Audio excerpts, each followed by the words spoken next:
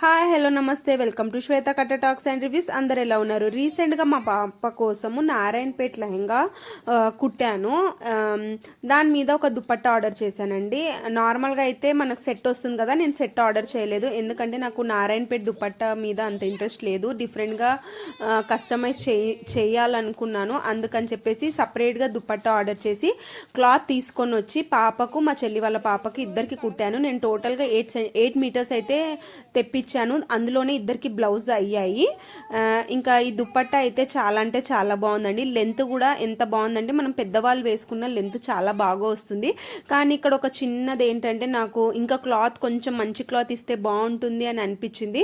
కానీ నాకు వచ్చిన ప్రైస్లో పర్లేదు, వర్త్ అనిపించింది. నార్మల్గా మనం బయటికి వెళ్ళి దుపట్టాస్ పర్చేస్ చేస్తే 800, 900, 1000, 1200 వరకు ఉన్నాయి కదా.